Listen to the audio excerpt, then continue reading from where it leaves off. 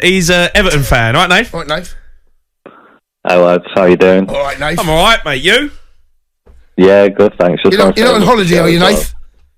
No, unfortunately not. Okay. All right, go on then, mate. Go on, you got a story for us? Yeah, so I went to high school with Raheem Sterling and a few other players from Liverpool as well. But I mean, like, he was just unbelievable. Like, you could see that he was just miles ahead of everyone else. Even like the other people that have turned out to be pros as well. Right. What high school did Raheem go to?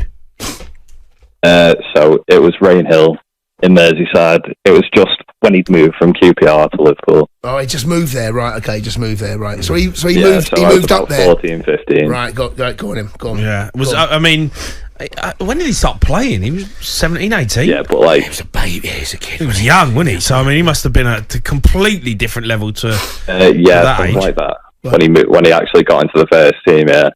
So, go on, what was he like then as a so what year what year did he move there? You couldn't get the ball off him, and like the strength. Yeah, go on.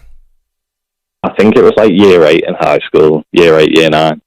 Yeah, high school. When you say high school, secondary just school. Couldn't get the ball off him, and it was like we had some good players in our school already. Yeah. Yeah. So he moved as a young kid. He came from QPR when he was in the youth team, right? That's then he moved up to Merseyside. They must have paid a decent fee for him, right? At that age. I don't know if they paid a lot, mate. I don't think they did. No, not for what he eventually went for. Mm. He went for what? What do you make of him at the moment, the Sterling situation? Because I kind of feel like he's been let down a little bit by Chelsea, isn't he? Or do you think he's just not been good enough? Well, I think there's something to say that the fact that he hasn't really been the player that I hoped he would be at Chelsea. Mm. I think he's. Did you ever think he was gonna be the player? I was totally in favour of the move. Were you? Yeah, I was. I was always a huge fan of Raheem. Always felt that he could make things happen, and he has. I think if you spoke to Raheem, I think he'd probably say to you, "I've not been as good as I felt I should be." He's not delivered what he can. He's not been at the levels we saw at City, and at Liverpool for that matter as well. By the way, he's not reached those heights. And he's got 100 goals in the Premier League. Oh, he's a Premier League legend. I wouldn't say he's a legend. Oh, I think when you get to 100, you get the 100 club, mate. You're doing something right. And he ain't a goal scorer. He's a wide Is he going to go down as a legend? Maybe not legend. Maybe I've over-egged it a little bit on that occasion, right? Yeah. But when you're in the 100 club, you're doing something right. And he ain't a striker. You think of the 100 club, you're thinking of like... Yeah, Dwight York, Andy Cole. Yeah, you're thinking of those Shearer, Sheringham, the strikers, right? Frank Darren Lampard, Bentley, right? Right? Lukaku. Right, they're all strikers. So he ain't an out-and-out striker, Raheem. But the problem we've got right now is that he is on a huge salary, and there's 3 years left on his deal. Somewhere between 60 and 70 million pound his contract's worth. Really? So there or there. He's on 3. From what we know, he's on about over 300 grand a week. Let's be conservative. Let's be conservative. He's on 250. No, let's say he's over. Let's say conservative over the next 3 years. Let's say it's 55, 60 million. Let's say that, right? That's a huge amount of money. Yeah. Right? It's crazy. And I don't have a problem at all if a club wants to move a player around. I've been there. You would have been there. Yeah. Happens all the time. You're surplus to requirements. You're no longer needed. Your salary and your age, whatever you are, you don't fit where we're moving now. If Raheem Sterling... but did Tom Bowley buy him?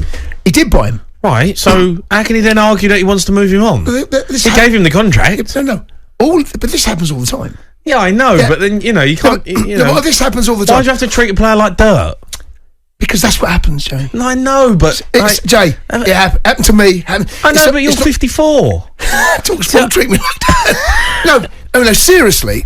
I've been there. They're treating all their players like dirt, Chelsea. They're not. Joke. Well, they are. No, they're not. They're not. Oh, Chase, come on, mate. You got your captain last season. You binned him off to Atletico. But Jay, we didn't even let him train with the first team. Jay, it's brutal industry, football. It's a horrible... That's not how you there's treat no loyalty. People, though. Mate, if you want loyalty, get a dog. It's true. In football... I know, but there is a way of dealing with people and a way of treating people. Roy Keane left Man United.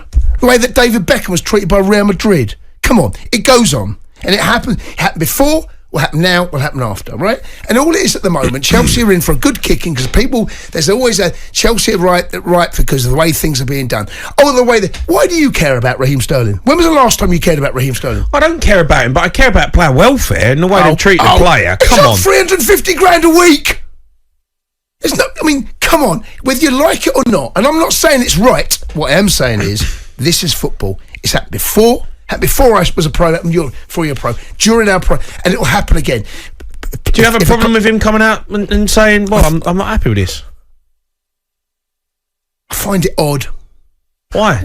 So a player's left out of a squad, and then his representative gone, want to know what's going on? What, making it public? Yes, I'm not sure that's fair. I'm not sure that's right. So every time a player's left out of a match squad, what about Ramsdale? Right? What happened with him? Yeah. Right? What about if his representative made a statement saying... his dad did, didn't he? His dad come out and was, Well, that's weird. Yeah, I get that. Come on, it's professional signing all these football. players, you're telling me, Sterling... You're telling me Sterling can't offer what João Felix can offer? But that's irrelevant, what you think and what I think. It's what they think. It's what they think. But they signed him. They signed him, but that was 2 years ago. Things have changed. Football changes. Look at Lukaku at Man United. I couldn't wait to get rid of him. They signed him. Chelsea, Lukaku, couldn't wait to get rid of him. It's happened before, it's happened again.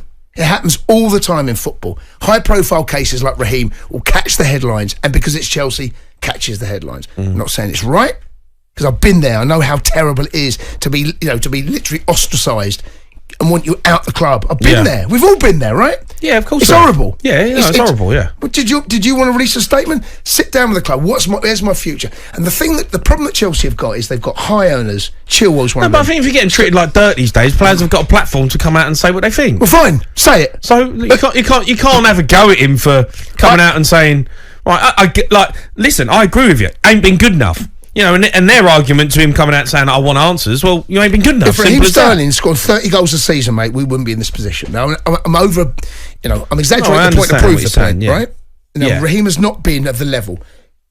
I thought he might have started against City, because actually when he come off the bench against Inter in the pre-season friendly, I thought he looked sharp. I thought he looked good. He's 29. He's still got a lot to offer. He's got 3 years on his contract. The problem that everyone has got, he's on a huge salary. The club have got on that contract. He's in the box seat. He can sit there and put his feet up for 3 years. He can do what... who's the Chelsea player that did that? Oh, no, the Dutch player. I can't remember his name now. I know, I can't remember who you're talking about. I know you mean he sat on his deal for 5 years or something. And he was entitled to do that. Chelsea gave him the contract. Yeah. Of course you are. And he was entitled to. But he's not going to want to do that. Bogart, that's it. Right, but he's not going to want to do that, Sterling. No, he's going to want to play. No, and the club want to get him off the wage bill. There's ways of getting a player out of a contract. Yeah, pay him what you owe. Pay him, leave. Pay him, and then move him on. That can happen. There's ways of doing it. But do you know what? Chelsea right now are coming in for a bit of a kick-in because the way we're signing players, and it might feel from the outside looking. I'm not got any privileged information here, right? No. I think when the conversation will take place when the transfer window shuts. Right? If Connor goes, if Raheem goes, if Ben Chilwell goes, all these big earners, you want to try and make space. I'm not a massive fan of Felix. I've said that at the time, right? I'm not a huge fan. I didn't feel he delivered enough. Yeah. Technically, great player. It catches the eye because he does things on the ball and doesn't do enough in the final third for me. But I'll see what happens. I'll reserve my judgment again. But, who cares? This happens all the time in football, mate. I've seen it. I've seen it done to players stuck in the reserves, stuck with the stiffs, want rid of the player. They treat you like a piece of you-know-what. They will do it. It's happened before. Okay. Raheem is not the first and he won't be the last. We need to talk about Chelsea. I think we all need to talk about Chelsea. Do you know what?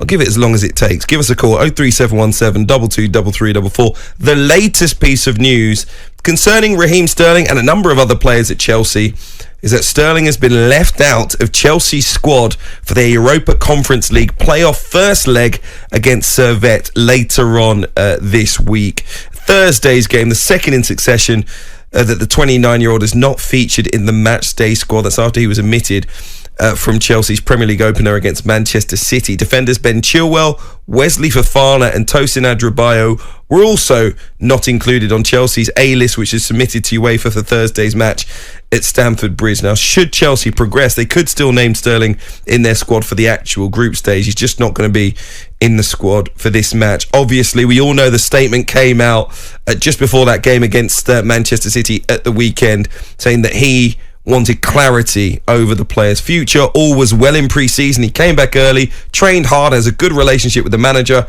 Enzo Maresca said it was purely a technical decision, but it, I think, is becoming apparent that Chelsea would listen to offers for Raheem Sterling, and if anything, are trying to impress upon him that he should probably be leaving the club this summer. They're trying to force him out. That's how it's coming across. That's how it's coming across. Yeah. He was one of the first, if not the, if I'm not mistaken, signings in this Clear Lake era, and actually being put on the big wages that he was. Actually, it goes against what their model now is when they've pivoted from that in terms of having sort of lower wages first and 9-year contracts, 7, 8, 9-year contracts and stuff like that. And the truth of the matter is that Chelsea have created this environment whereby it was only a matter of time. I'm surprised it wasn't Conor Gallagher with his treatment. I'm surprised it wasn't a different player before. I'm not condoning that the timing of the statement and just before kickoff and all of that stuff. I understand that it's not ideal, but here is a senior player who has been given assurances up until some point and been led to believe that he's going to be involved. And when you have this much players on your books to keep happy, do I sympathise with the manager a little bit? Of course, he can't keep everyone happy. I understand that. But this was only a matter of time before something was going to combust and explode. And it just happens that it's Raheem Sterling now, who's a highly decorated player, a really senior player, who's looking at this and saying, I'm better than this. And I know some Chelsea fans can push back and say, listen, mate, since he's come to Chelsea, he hasn't been that great, etc., etc. I get that. But in terms of when you look at maybe his role within the squad, if you speak, I've seen some pros sort of talking about they've spoken to Raheem and he's sort of seen as like an older figure there, getting his arm around a lot of the younger players and helping him. He'll see himself as a senior figure in and around that squad, this young squad, and he's going to look at it and say, I'm being disrespected here. Yeah. Look at what's happening to Conor Gallagher as well. It's just a total mess, and I don't blame him. They're setting a really poor culture at Chelsea. The treatment of players is now... I don't think it's something that needed to happen. I don't think you needed to have a situation where you're dropping players into the under-21s. I don't think there needed to be a situation where you're making homegrown players leave the club for PSR. None of it needed to happen. Ultimately, it now makes Todd Bowley and Clear Lake Capital look like Chelsea are a club that don't have any class, really. Yeah. You know, this Raheem Sterling situation clearly came as a surprise to him. He expected to be in the squad. You know, what is going on there? You've got a senior player, highly decorated, as you mentioned. If they're not going to be in the squad, it's football. You got to let players know that they're not going to be in the match day. And it seems like they've led him on to believe that he will be. And like I said, he's on the pre-match media stuff. You know, he's gearing up. He's played all in the pre-season. And then what's probably happened, as an assumption, is that it's just got towards the game day. I think there's reports that this actually come out on Friday. They gave this to a piece in the paper, so they didn't really have control when this bit came out. But the statement, you mean? Yeah, the statement. But you know, obviously the publication. But they were asked about it prior to the game. Exactly. Yeah, and it was a reaction to not being in the squad, but it wasn't one that they wrote just before kickoff and decided to put out. It wasn't a Jadon Sancho style, where he's lost his head after that Arsenal thing and gone and done that. But I just think that this was always going to happen. There's only a certain level of disrespect that players are going to continue. And the argument backwards could be that if anyone deserves to write a statement, it's Conor Gallagher. You know, I saw some pundits sort of going in on Sterling and saying, no, it's a load of rubbish, you don't do that, etc., etc. He shouldn't have written a statement. I understand that, but at the same time, the circus that is in that football club, to expect people to behave and uphold the standards, there are no standards at the football club. It's a circus. They can't even fit all the players into the gym, into the changing rooms. The sessions are probably overcrowded. They're probably not getting quality coaching because half of the players are either training with teams they shouldn't be in, or training alone, or being isolated. It's like going into work and the environment's awful, and the people at the top of the chain are not doing anything. None of these players are going to achieve what we expect them to achieve in the game. All right, Sterling's at the back end, but they've signed a lot of young players. None of them are going to get there if they stay at Chelsea and this situation persists, because you're not going to get the game time that you probably need to develop as a player. Your coach isn't going to be in charge of you long enough for you to really strike up that relationship to see you improve year after year. You're not ever going to feel confident that you're going to stay in the team for any extended period of time. But also, all of your teammates who are just training, aren't starting regularly, what attitude do they bring into work every day? What attitude do the players who were left in the under-21s bring into work every day? This is not going to be a productive environment for anybody. And it is amazing to think that there is an underlying plan from Todd Boehly and Chelsea. There can't be. And if you want to leave, to say as well, you're tied into this 7-8 years, whatever you've got by that time. They've signed long-term contracts on decent money, most of them, and they did that. To be honest, most of them, that's why they're playing for Chelsea right now. Exactly. So I can't blame them. I can't feel sorry for them. Sorry that they're in that situation. They knew what they were getting into, but I think for a lot of players at that football club, it's already time to leave. Absolutely, it's already time to leave. And what precedent? I'm looking at Christopher and Nkunku at the weekend. It's already time to leave. It's not gonna. Noni Madueke. It's already time. That was right. It's already time to leave. Mudryk hasn't played well, but he already needs a fresh start. Enzo Fernandez, time to go. Unfortunately, you're not good enough, but ultimately, you're not going to get the best of yourself in this environment right now. Sarsi's gone already. Moises Caicedo, who we've seen play really, really well in this league. What is happening to your career in a Chelsea shirt? What is the point in playing for this football club right now? And you can go on and on and on with players that have signed for Chelsea, where I'm like, you need to escape right now. It's time to get out of there. Well, Cole Palmer's just, he's bucked the trend. He's just he's bucked the trend in terms of players who've come into the club and actually maximised. Yeah, and I think it's just testament to how good he actually is. And they've got a lot of there are some talented players in there, but you just look around the place, and you know what? As a Chelsea fan, I'd be looking at it and being like, how do I get behind this? Like, what do you expect me to feel like? I'm only just coming around to the notion of having Mauricio Pochettino. I'm just getting my head around that if I was a Chelsea fan, right? Then it looks like we might have found a little something towards the end of the season, a little something to build on. Take that away from me. Right, now we're going in a different direction. The turnover of players, the amount of people you see that are being signed, you don't even know their names. When Chelsea fans see players coming off the bench, they don't even recognise who they are. So how do you then continue that? You're always going to love your team and turn up to Stamford Bridge if you support Chelsea, etc., and follow your team. But how are you supposed to fall in love with them again? How are you supposed to get behind the story of returning back to challenging for top honours? You can't. This is pretty basic stuff. I think there's been a massive overreaction in terms of criticism towards the manager. If Maresca doesn't like Sterling, then he doesn't have to play him. He doesn't have to include him in his plans. And everybody can see how big Chelsea's squad is. We've got 40 plus players. A lot of those players aren't good enough. A lot of them are overpaid, even though our wages have still massively gone down since Clearlake have taken over. Ultimately, Sterling is a player that majority of Chelsea fans, 99% of Chelsea fans, don't like. I don't think he puts in enough effort. I don't think he has enough output. I think his wages are astronomical. The contract that we gave him was a complete... it was a disaster, giving Sterling a 5-year deal on 350 grand a week. And look, we've learnt our mistakes, but now we've got to pay for it because he can take two decisions. I think Chelsea have already made their stance quite clear because they've said openly, we support our manager. And that means that Sterling's probably not going to play for us again. Look, he featured in pre-season. I actually think he was quite good. And that's why it's a little bit surprising. But if that's what Maresca wants to do, I'm all for it. And I think we need to get our wage bill down anyway. It's not just him. It's Lukaku as well. Ben Chilwell. We've said that he can go. I don't have an issue with it. Because then actually you can look at this club and say, what are we going to do with the money to reinvest? So if you get 350 grand off the books with Sterling, similar with Lukaku, 200 grand with Chilwell, are you going to give Victor Osimhen a good deal and persuade him to come to us?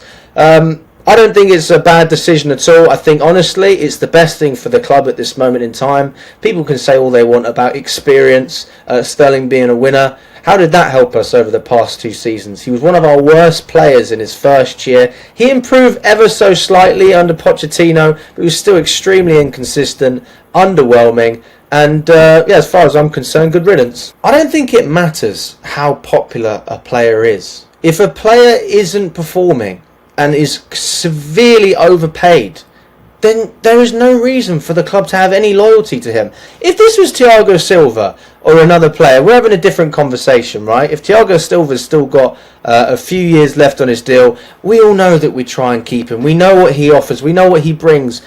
We can talk about the dressing room all you want. You've got to perform on the pitch. And also, you've got to connect with the fan base as well, right? I mean, Trevor Chalobah is an example we use, similar to Sterling at the moment, actually. He's been isolated by the club, only for longer. And fans are outraged by that, rightly so. You won't see the same response with Sterling because he hasn't done anything to... He's not done anything to get loyalty from the fan base. Everything that Sterling has done is... For me, it's quite selfish, to be honest with you. He doesn't pick the right pass. He doesn't get into the right positions. He's not got the finishing touch. He's picking up 350 grand a week. What more can you ask for as a player? You are literally being facilitated as the main man in the squad. The whole reason he left Man City was because he wanted to be the main man. We gave him that opportunity. He fumbled the bag. It's as simple as that. He got given chance after chance after chance. Didn't matter if it was Tuchel, if it was Potter, if it was Lampard, Pochettino. They all played him. Even Maresca played him in pre-season. So actually, you can't say he wasn't given a chance. He was. Even though we think he might have played well, Maresca's looking at him and maybe he's completely unsatisfied. Maybe he thinks, you know what, this guy does not have the characteristics to play in my system and my team. And judging from what I've already seen over the 2 years he's been at Chelsea, I don't think there's anything to say that Sterling's going to perform this season. Raheem Sterling said to be seeking clarity on his position at Chelsea after being left out of Enzo Maresca's first team squad for the match against Manchester City. There was a statement that went out from Raheem's camp minutes after the lineup was revealed before this game, and it went out reportedly from his own representatives. Basically, for those who don't know, Raheem Sterling, of course, regarded himself as a big part of Chelsea's squad going into this season, and would have thought, Graham, that he would be in the squad, maybe not the team, but certainly the squad, to face Manchester City on day one. So I'll bring you up to date in a second with where Raheem's camp is coming from. But what was your take on it all, Graham? Because it seems, right, he's not in it. They want clarity. Maresca's doing his own thing. And Raheem might be one of a few who may or may not feature in the coming weeks. Well, I think he'd be mystified. Am I correct in saying he took part in 6 of the pre-season games? Yes. Yeah.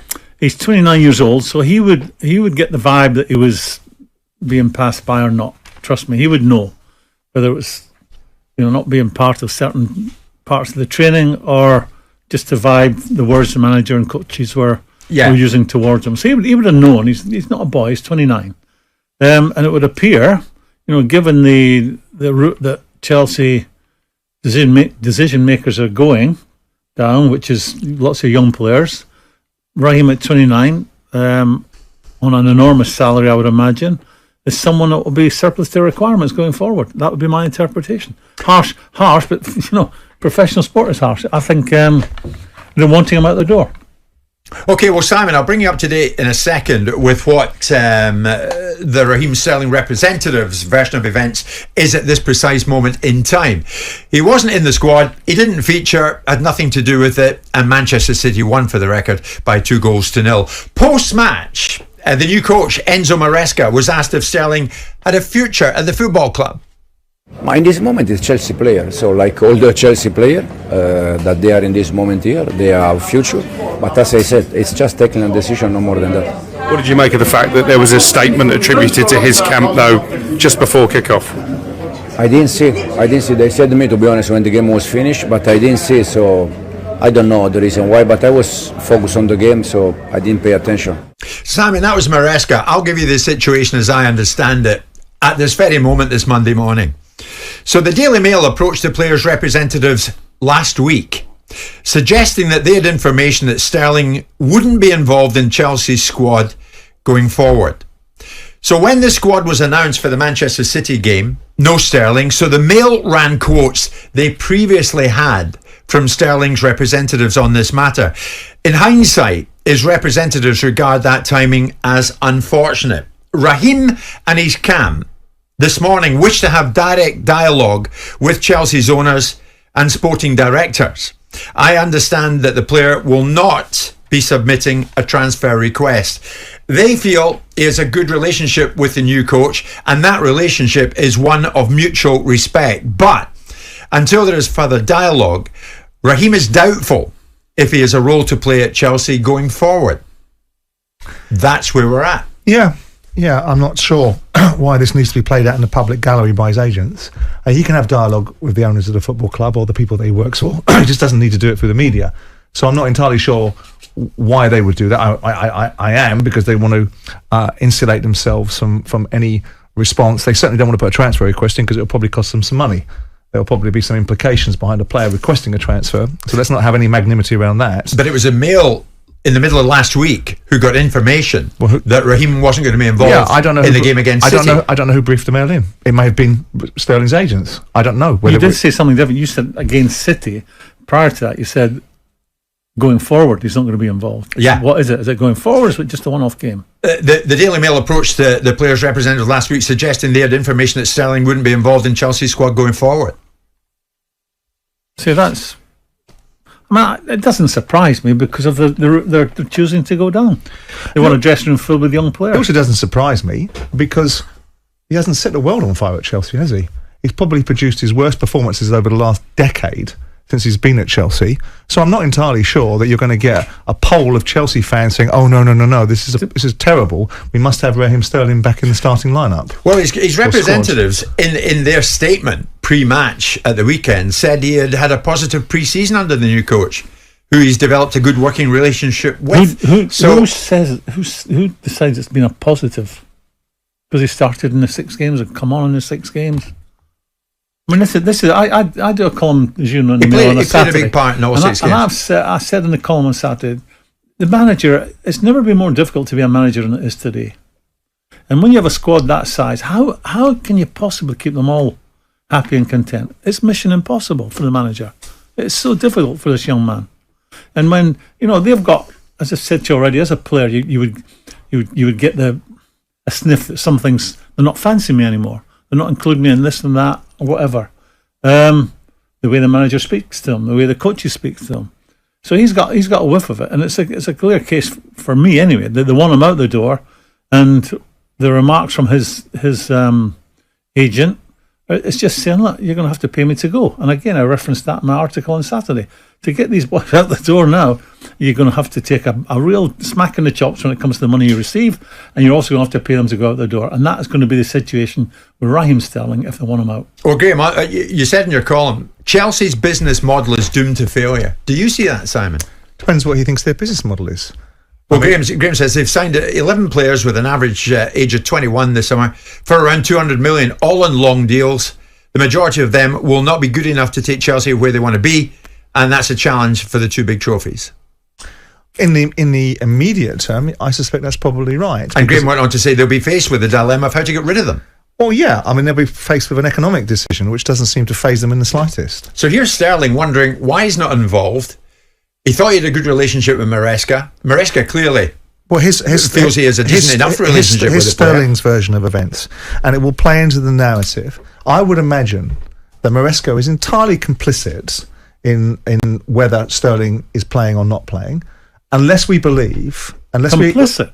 Yeah, I think he'll probably. I think he'll. He decides. I think he'll decide. But the narrative that will be peddled out is that he doesn't decide. He's going to be a yes man. That's why they employed him.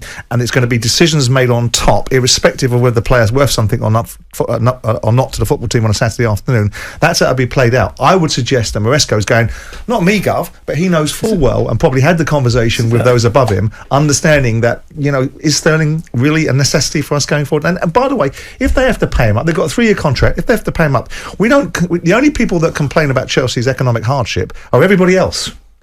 I don't see Todd Bowley going, I've had a dreadful time for 2 years spraying money around like it's going out of fashion. So I don't think it'll bother them. I think if they want to get rid of Sterling, they'll get rid of Sterling. And what they'll try and do is limit the cost implications of what it costs them to do so. But Maresca was on record during pre-season saying Sterling is an important player to us. And that's fine. And he's also, from what I understand, said yesterday... How's it fine? It's a mixed message. Well, because... all the managers today have to tell tales. They have to tell the players what they want to hear. And then you just mentioned it. It is a get out of jail card today for the manager. In one respect, it's a bit easier. They can turn around and say, well, it's not my decision. A manager was all powerful when I was a manager. They made the decisions. Now they can just say, well, director of football, owner, chief exec, not my call. Exactly. I look at it and go, as a football story, because it's Raheem Sterling, but his contribution to Chelsea has been... He'll be disappointed with his performances. Bang average. So as a footballing decision, does Raheem Sterling merit getting in that side? I'm not sure he does. But Simon, when you break it down, all pre-season, he plays all pre-season. Pre-season means nothing. Does it mean anything good? He's then totally excluded on Sunday, with Maresca giving him a heads up that he should start reviewing his options. There's no dialogue with the club, and this morning he's fronting a new sponsor. His picture, his image, is on a picture with 2 other people at Chelsea. Well, someone's made their own call there. Someone's made their own call. But they find themselves in a difficult position, because where is the market for Raheem Sterling? Saudi Arabia. End of. Possibly. And that may well be the route that he goes. And the kind of money he would want, he's not going to get that again in England.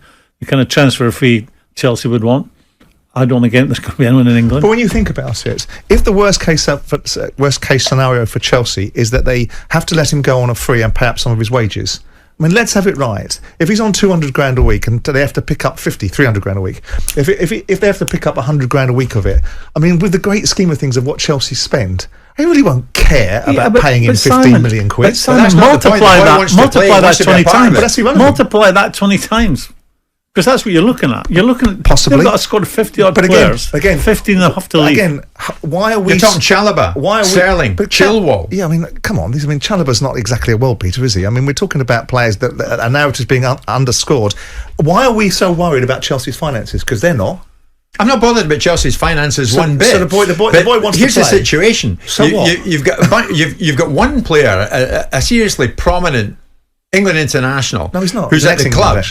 Who's at the club at the moment, who thought he was going to be a big part of their plans this season, had it in his mind that the coach suggested he'd be a big part of the plans this season, and on day one is excluded. So what? Gone. So what? So his representatives are quite right to say, Chelsea Football Club, it'd be quite good if you enlighten us here. And I'm sure they will. And the fact that they've utilised the media to do it is a tactic that they wish to deploy for their own ends, because they're going to have a conversation at sometime sooner rather than later. Whatever the agenda is going to manifest itself. So they're going to have their conversation. They just wanted to have it through the media. Something you said there.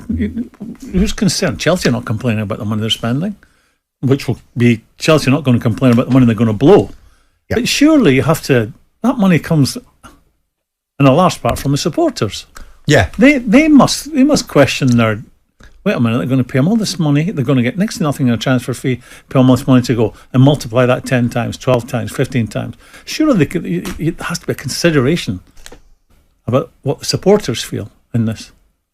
Well, what do you think the supporters will feel about Raheem Sterling? Because I bet if you put no, I'm talking about the big picture. I'm talking about multiplied by 10 other players. You think for Sterling, read another 9 going to be in a similar situation soon? You're forecasting doom. I'm not. You're forecasting they can well afford it. Yeah, they can. But some of that money that's being spent is their supporters' money. Well, okay. And some of that money in a great scheme of things, it's been long since established, and I'm not decrying the value of the supporters' opinion, absolutely, that the smallest part of the revenue that goes into a football club is what goes in on a match day.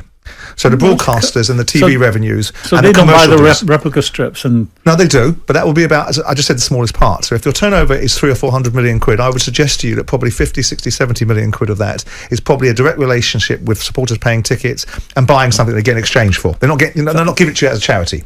So 20% of Chelsea's turnover will come from the rest is broadcasters and commercial deals. So they absolutely have a right to have a say, but the major lion's share of plugging the enormous gaps that Chelsea seem to be quite comfortable in spending is coming from the guys that own the club. You still have to consider your supporters. So what's inconsiderate about making decisions that ultimately they change out of? You're suggesting that every single deal that they do, or a significant proportion of it, is going to go badly. Well, here's one for you. As we head to the break, I'm very keen. Graham's bringing up the supporters aspect to this. Very keen to hear from Chelsea fans on this morning. What's your take on this? Because Graham's suggestion is, correct me if I'm wrong, Graham, for Sterling, this could happen to 4, 5, 6, 7, 8 or more. Right. 03717 223344. Simon, it's fair to say Sterling, and he's not going to do this, could put his feet up and for the next few years take his money. He's owed approximately 70 million for the remaining 3 years. All he's asking for, and his representatives are asking for, is a conversation about it. Well, I'm sure. Do you grant them that? Well, yeah. When your employer determines it, here's how it works in the real world. You're an employee. You work for somebody else. That means that when they decide they wish to talk to you. Did you say 70? 70. Is he trying to defend indefensible here? No, I'm not. I'm just looking at it. 70. I'm looking at it, which is ridiculous. It's a ridiculous contract, but he's not the only one on a ridiculous contract. Now he can put his feet up for 3 years if he wants and watch his career be flushed down the toilet. He won't. Or he can. Well, that's who knows exactly what he's not going to do. Or we don't know what he's going to do. That's what they're threatening. Yeah, but it's also a threat to him as well, because if he sits in the reserves, for 3 years and doesn't play, wonderful. He gets his 70 million quid. Fantastic. He was going to get it anyway. No, all they're looking for, there's nobody going to be putting their feet up as far as I gather. All they're looking for is dialogue. And as I said earlier, that's my reading of it. Raheem and his camp wish to have direct dialogue with Chelsea's owners and sporting directors. But Graham's point is a good one on this, Simon. For Sterling, read another 7, 8, 9 players. Could the same happen? Chelsea fans, we want to hear from you. Graham mentioned you, so let's give it a whirl. 03717 223344 81089. Do you think Raheem Sterling is good enough to be in a Chelsea starting 11 or a Chelsea 18? Do you think he's got a role to play this season? Unfortunately for Raheem Sterling, he was signed in the first kind of wave of players that Bowley and Clear Lake brought in at Stamford Bridge, and their profiles are completely different to the players that they signed subsequent to that. Raheem Sterling's on big money. Raheem Sterling is slightly older than the profile of players that Chelsea are targeting now. And so when you look at him in terms of this squad, he doesn't really fit. He's a bit of a misfit in terms of where he's going in his career, where he's at in his career right now. And so I can understand why Raheem Sterling isn't starting for Chelsea. If you're going to ask me honestly, I didn't think he'd start for Chelsea much this season. And so I think for all parties involved, if there isn't going to be a playing plan for Raheem Sterling this season, then I can understand why he wants to move away, and I can understand why Chelsea want to recoup some of that £50 million transfer fee that they paid 3 years ago. It hasn't worked out for him at Stamford Bridge, not as a result of anything that he's done, as a result of the club being an absolute mess. And we can laugh about it, we can joke about it, but Chelsea Football Club are putting players in a very, very precarious and difficult position, because they are either putting you on a really long contract and they're not giving you any guarantee of playing time, or they're putting you in a position where you're not even training the first team squad, or in Raheem Sterling's case, they're dropping you from the squad and not communicating that to you. Raheem Sterling is not a 21-year-old no-name player from South America. Raheem Sterling is in my opinion, one of the greatest black footballers this country's ever seen. Raheem Sterling is one of the greatest footballers that this country's ever produced. From the age of 15 years old, Raheem Sterling's been in the spotlight when he went from QPR to Liverpool. Then from Liverpool, he went to Man City. From Man City, he went to Chelsea. He deserves way more respect than the football club are giving him right now if they have not communicated that he's going to be dropped from this squad. I think the fact that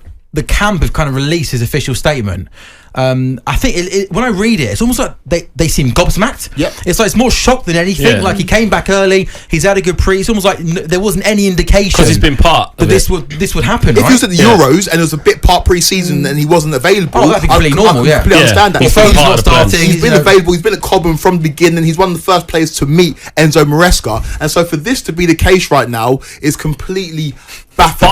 But I think there's a case of that from Quaker in terms of, I think Raheem Sterling looks at that and thinks I'm bigger than that. Yeah. But guys, for if I'm playing devil's advocate here, okay, and by the way, I think what you've said is bang on the money, but I actually think he's a really underrated player in terms of what he's achieved in this country, what he's won, what he's scored.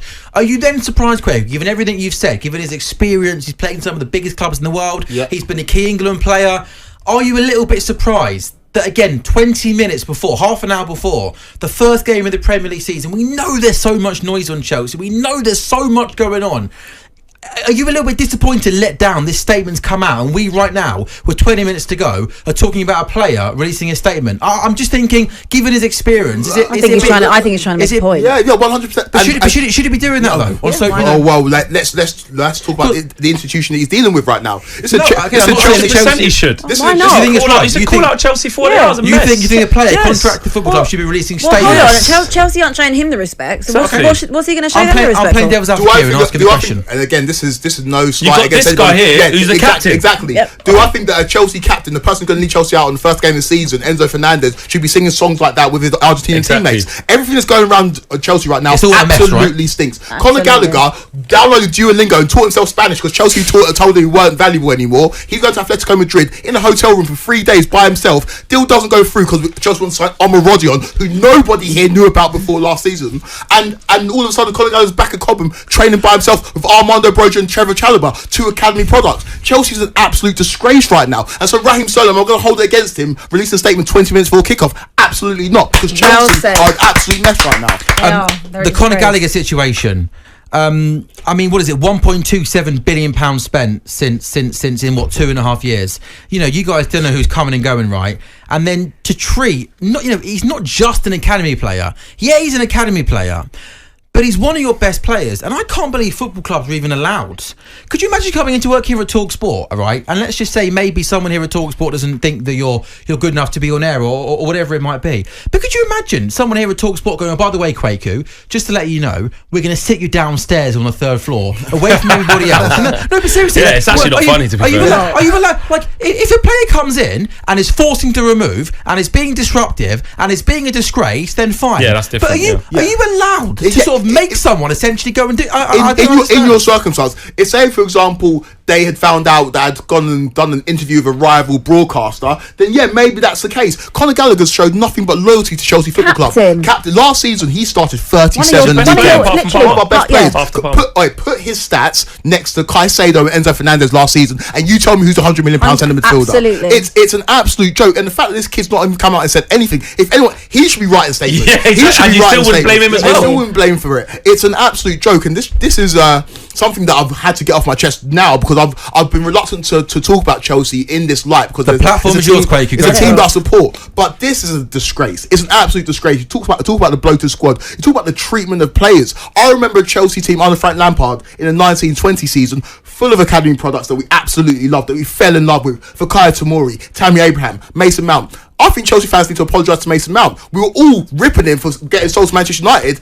Let's be honest about it. He was pushed out of the football club. The contract was reneged. They put a contract offer on the table. They took it away from him. And when he left the football club, not even a peep, not even a social media post to say this guy's left. It was an absolute disgrace. Fair enough, Mason Mount's dad killed him by doing "We're home" in the changing room. Mr. Mason Mount, that I know for a fact, was devastated when he left Chelsea Football Club. And after that, he was pushed out. He probably also looked at it. His dad said, "I've put every single thing into making sure my boy has made it since the age of 7 through this football club." And I know from experience in terms of my own cousin who's through there, and I've seen what my uncles had to give up with my nephew going through from under 7s. He's now at 11s. It's so intense. It's to change jobs and everything. And he probably looked at that and said, "This is how you're going to treat my son." When he's got back-to-back player of the years, didn't he? Yep. There is so much going on.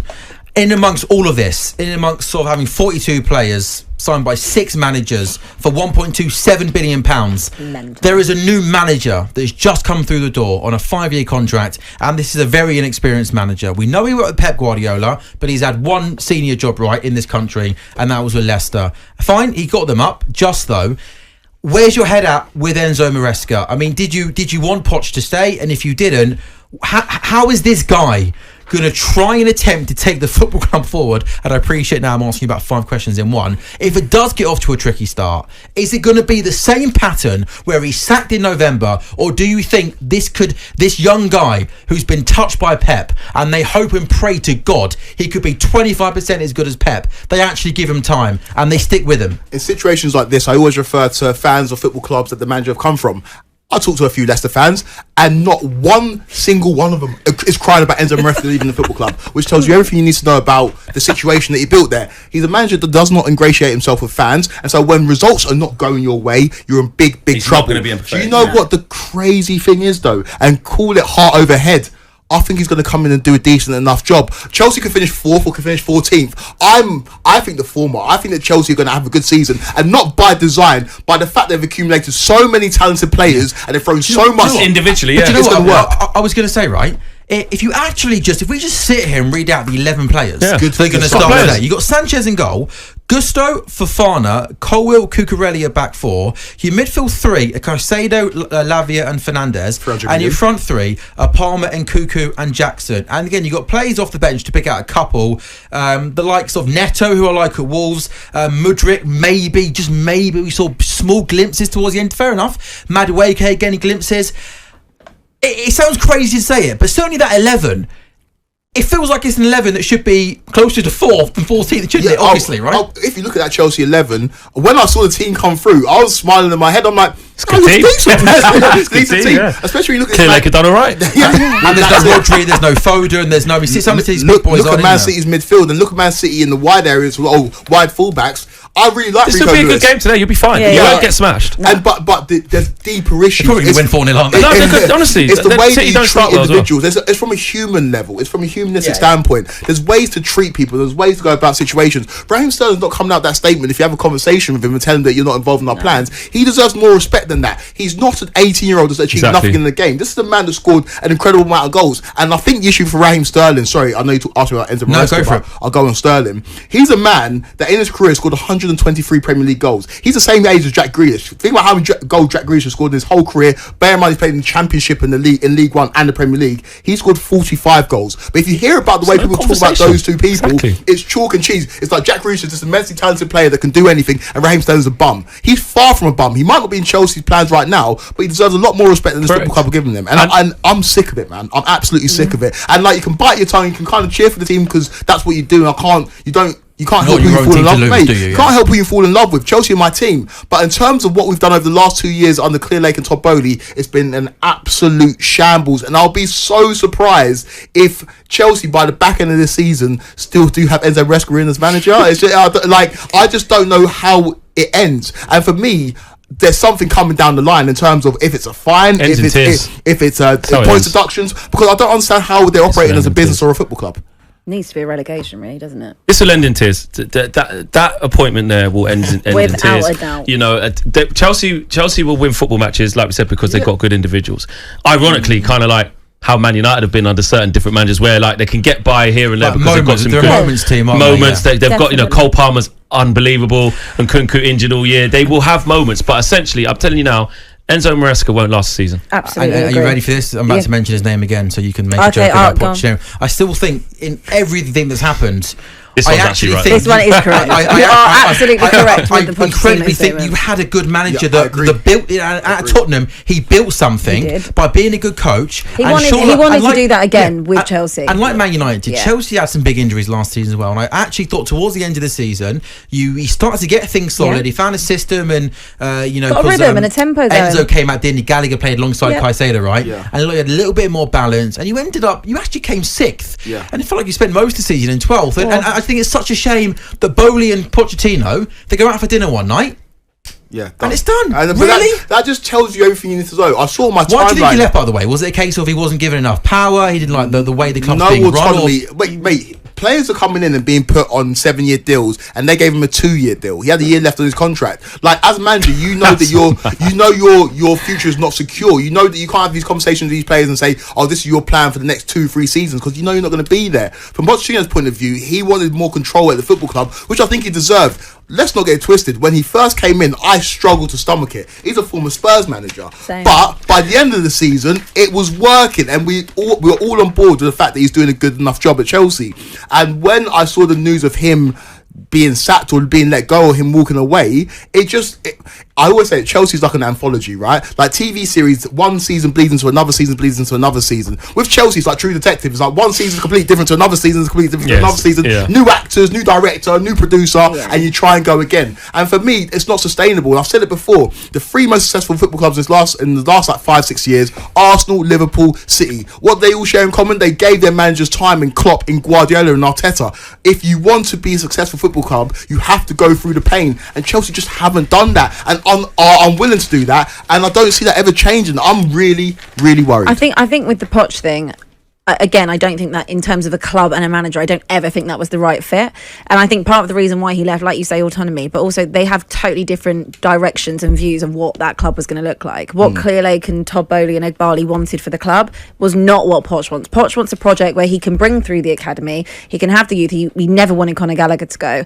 And, you know, when you've got Clearlake sitting there saying, well, we're getting rid of him, all people that are part of the nucleus of Chelsea and what Chelsea actually is as a club and those foundations, and you're just throwing money at it.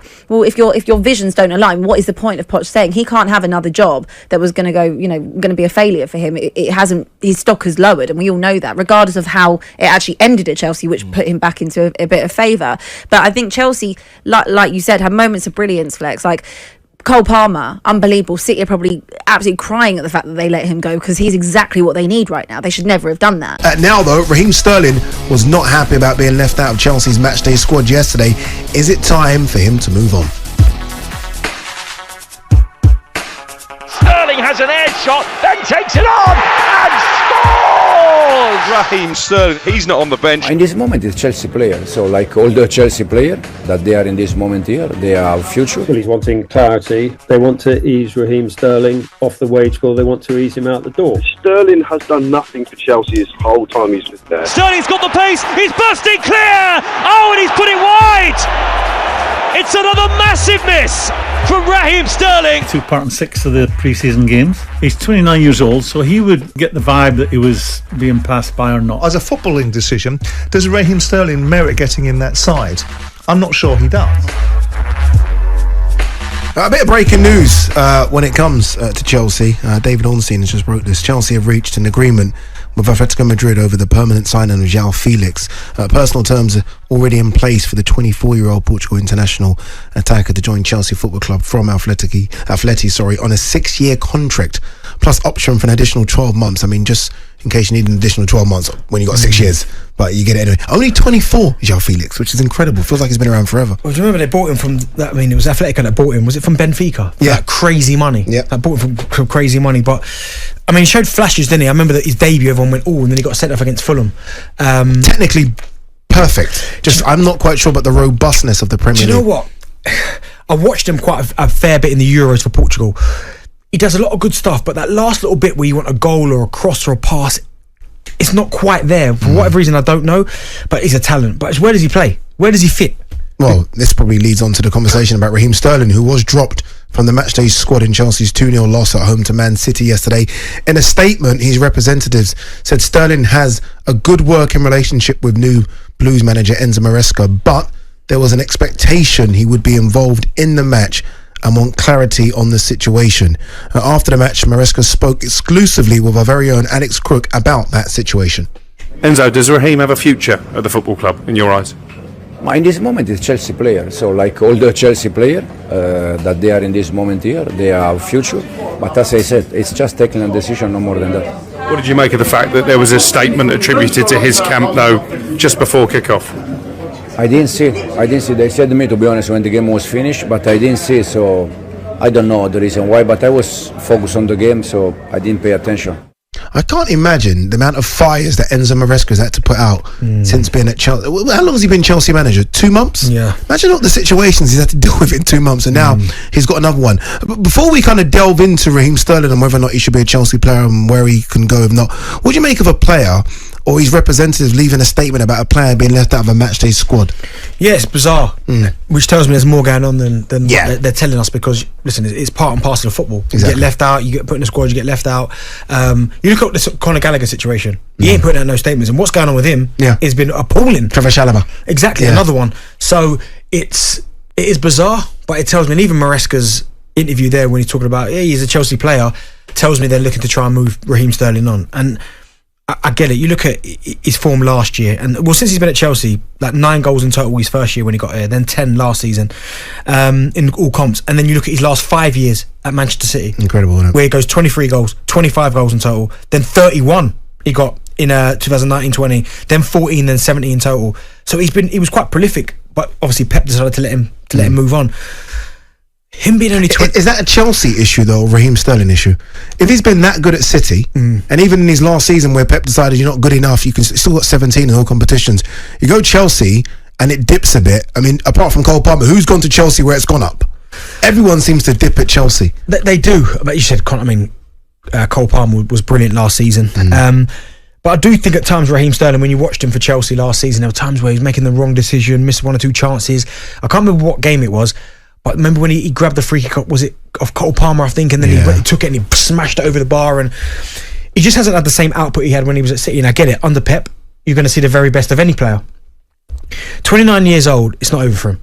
I still think he can still get in the England squad. I really do. Really? I think if he goes somewhere and plays week in, week out and gets back to the level that we know. Can he get back to that level? Because I think he can. He's 29, but he's almost 29 with a lot of mileage in the legs because he's been playing Premier League football since he was 16. Yeah, it's been a long time. It's been a long time, and we're talking top level, top draw. So he's playing 50 games a season for a long time, over a decade. Well, the guys played 549 games. There you go. And he's only 29, so that's a lot of games, right? So I think for Raheem Sterling, he is somebody who needs to be playing week in, week out. I don't think he's one of these players that can come off the bench and have an impact and then play the next week, then doesn't play again for 2 weeks. I think he needs consistency because a lot of his best seasons, certainly when he was at City, was when he played a lot of games. Like, do you know what I mean? When he played a lot, when you go back to his best stats, 2017, 2018, at City, he played 33 games, 18 goals. The season after that, he played 34 games, 17 goals. The season after that, he plays 33 games, 20 goals. So it shows you give him a large volume of games, appearances, starts, he'll get the goals. But it's about Raheem as well. He's got to pick his own performances up. He's got to start doing what he knows he's good at. And I know maybe it coincides with the mess at Chelsea, but he's a good player. We know that. And at Chelsea as well, I mean, you look at the squad of players and it's a very young squad. And he would have been looked at as being the experience in the squad. And I think as the experience in the squad, he does need to do a bit better. I agree. In terms of where he does go, because I do think Raheem Sterling will leave the club now, especially with João Felix coming in, another attacker, another forward. Does he find a home in the Premier League, or do you think Sterling has to kind of maybe, I don't know, pastures new in Europe somewhere? Well, clearly the wages are going to be an issue, aren't they? Because no one now other than Chelsea are paying him that 375 or whatever he's on, 350 in the Prem. It's not happening. No, right. So you start going, well, if the wages come doing, who would take him? Now, being an Arsenal fan, I'll take him. He's only 29. Yeah, but then he's not going to... The argument, what you just said about playing week in, week out, he's not going to, is he? Because if there's Trossard and there's Martinelli, is he going to play week in, week out? If he gets an opportunity in the Arsenal's team, with Arteta, I think he's helped improve players. I think if he gets in the squad and does well, I think Arteta will play him. Yeah. And at least he's in a solid structure where you understand exactly what's going on at Arsenal. It's not a mess. Like, the club is in a really good place, stable. It's a stable environment for him. He goes there. I think he'll get game time at Arsenal. Spurs with Son going to be difficult because but it's only Son. What do you mean it's only Son? No, it's only Son. I mean, what I'm trying to say is that because they're playing in Europe as well, you're only competing against one. You are, but the thing about Son is durable, and also it's not even like you can move Son to the centre because they've just signed Solanke. So could he play there? He'd probably get minutes. But if you're talking about him going into a top club right now as it stands and starting week in, week out, because he goes to, say, Newcastle, he's not getting ahead of Anthony Gordon. Do you know what I mean? Liverpool, he's not going to go back there. Not going to get ahead of Luis Diaz, yeah. He's going to have to maybe pick and choose where he goes, and it's then what level does he drop down to? Where does he go? Is there a future at Chelsea? I've almost made it seem like it's done. But is there a future at Chelsea? I mean, can he fight his way back into this Chelsea squad? That statement there from Maresca tells me that he's not really got a future, and they'll make it as difficult as possible so that he doesn't have a future. And what I mean by that is Maresca will just pick other players. Is it Maresca or above Maresca? Okay, whoever it is, they will just make it so difficult that they're not going to make themselves look silly by going, do you know what? Like, we want him off the books, but if we put him in the team and he starts scoring 2-3, the fans are going to go, what are you doing? Especially after what's happened to Conor Gallagher and Trevor Chalobah, who both were very good last year. Certainly Conor Gallagher. I think they're just going to try and phase him out. He signed a long-term contract a couple of years ago when he joined from City. Everyone seems to sign long-term contracts at Chelsea. How much is Raheem Sterling worth in the market? Like right now, 29 years old, former England international. There was a time when he was a guaranteed rock-solid left side for England. How much is he worth? 30, 40? I'd say that's probably fair. 30, 40 for the go. Because I think you look at the age 29. He's not 34. That 29. And he's fit as well, by the way. I mean, you look at him physically, shredded. He looks after himself. Still got his pace. Still dynamic. Scores goals. Exactly. I think 30, 40. No. But Raheem's got to obviously look at what he wants to do. Does he want to go to another top club and not play as much, or does he want to drop down a level in terms of size of club, and then he might play week in, week out? That's crazy, isn't it? That's what he might have to do. Even Raheem last season, and look, I think we all agree, and I think Raheem will know as well, wasn't a great season. In fact, a bad season. Still got 10 goals. Yeah, in total, still got 10 goals, and it was bad. Yeah.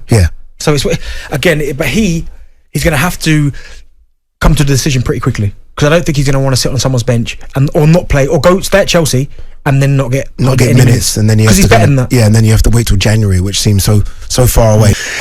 So another one of those weeks for Chelsea. Revealed before the kick-off that Raheem Sterling was left out of the squad, and he and his camp immediately released a statement asking for clarity. Remember, Ben Chilwell told on Friday that he could leave the club. Joining us now for more, 1997 FA Cup winner with the Blues, Scott Mindo. Morning, Scott. Morning, Scott. Morning, chaps. How are we? We're excellent, mate. We're absolutely excellent. Watching it, you're our man on the inside. What is going on at Chelsea, Scott? I mean, from start to finish, we had the supporters on this morning. One game into the season, and you can almost feel the deflation, mate. Yeah, I don't think anyone's on the inside, are we? We're all kind of guessing. Whether it's an educated guess or not, I'm not quite sure, but.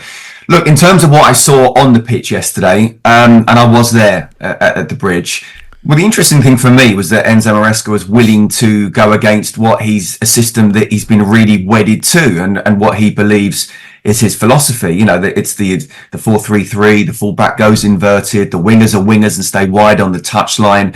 Yesterday was a 4-2-3-1, a complete change to not only what we saw at Leicester, but also what he's been doing in pre-season. I actually don't mind that, because I think that's an exception up against an exceptional side. The only thing is that Palmer and Nkunku are not wide players, and for large parts of that game, maybe they're not 100% fit, but they couldn't get involved in it. I mean, Chelsea did okay. The game itself switched on Pep switching the wingers. In the beginning, Savinho couldn't get in the game, and Doku he's basically in the pocket of Cucurella, and then they switched around. And not only did Savinho go past, Cucurella on several occasions, but Doku helped set up the goal. And I think Chelsea could have been playing till even now and wouldn't have scored. The moment City scored, I think it was always going to be difficult for Chelsea. Scott, it's an interesting train of thought what you've just said there, because I'm looking at it as well, and you're right, he's matched them up, he's played a 4-2-3-1. So for him to do that, for him to change that, he obviously fancies his side to take them on man for man and beat them, which I think is a very, very brave thing to do against the best team in the country. Well, I think what he did, and I think he was, because they're up against the best team in the country, was have that extra holder. Normally the extra holder comes from one of the fullbacks and maybe Marc Cucurella. But I think he wanted, Lavia in there, has played a lot in pre-season and done very well. Moises Caicedo, of course, who's spent over £100 million. They are, definitively holding midfielders. So I think he was very worried about Manchester City. Look, I don't judge teams normally on the first game of the season, good or bad. And I think, as Jeff was saying a little bit earlier, I think we judge Chelsea and Maresca's Chelsea more on the Wolves game, the Palace game, the Servette game, and going forward that way. This was, in many respects, not an ideal game, because you're up against the best team in the country. But in many respects, they weren't, as Pep said, properly ready, and they're a little bit undercooked. But still, City were probably in third gear and coasted through it in the end. Yeah, I mean, Scott, I thought there was some encouragement. Lavia, you mentioned, wearing the number 45 shirt. Very good. I thought the central defenders, by and large, they did pretty well as well. But all Chelsea's spending, all Chelsea's recruitment, they had to bring on an 18-year-old untested striker. Now, they've been crying out for an experienced striker and a top goalkeeper, and never was that more evident than yesterday. Yeah. Jeff, I've been saying this for a long time. I think I even said it with you two. You spend over £1 billion and you haven't got a world-class striker and you haven't got a world-class goalkeeper, and where are games won and lost? They're in the boxes. Rob Sanchez, I thought, did okay, but the second goal he should be saving. And, that means that Chelsea cannot get back into the game. It's as simple as that. 2-0, you've got absolutely no chance. And then you're right, Marc Guiu, comes on. Look, he looks decent. He looks a talent. But you're relying on a youngster to come up and score a goal against the best team in the country. I'm with you on that one, and we'll have to wait and see whether they do get Victor Osimhen or not. Philip Jorgensen hasn't played. I mean, why was Petrovic not in there if he's not going to come straight in? I think he's a better goalkeeper than Rob Sanchez. There's a lot of question marks, and we haven't even talked about the off-field stuff either. No, with Kepa's still in your books, mate. Maybe you could encourage him to come back and play. Scott, what about the situation regarding Raheem Sterling? There's one or two, or there is a train of thought that he's another one that's been kind of disrespected. I'm not so sure, right? I can understand with all of Chalobah and Conor Gallagher, but maybe I'm a little bit old school. If you get left out the team, you perhaps go and see the manager on a Monday morning and say, why am I not in the squad? And then come out and say, right, I'm not in the squad for this reason, but this is the reason I'm going to get back into the squad. What's your take on the situation with Raheem Sterling? Yeah, look, I mean, I'm with you a bit, Ali, really, because it's nothing new, is it? No. When a manager doesn't want a player, it sort of goes with the bomb squad. I do think in today's world, it's not needed. And I think with Raheem Sterling as well, I don't know the guy, but I think he's dealt with a lot of things, of course he has, and non-football issues with extreme class, and I think he's represented his clubs and his country with extreme class. So I think a little bit of respect should go in there. But if a club wants a player out and they need to try and make sure that they want to show that he wants him out, then this is what happens in football. The problem is that we're less than 2 weeks away from the transfer window. He's on 350 grand a week, allegedly. 3 more years left of it. He's the one in control. He can turn around and say you train on your own as much as you want. He can suffer that for 2 more weeks. Yeah. The club will have to pay him up, or at least come to some kind of compensation package if they want him out. And thereby you have summed up the Chelsea conundrum in years to come. Players on long contracts and big salaries. And what do you do with them when you don't want them anymore? Scott, thanks very much indeed, Thanks, Scott. Have a good week, mate. Pleasure, guys.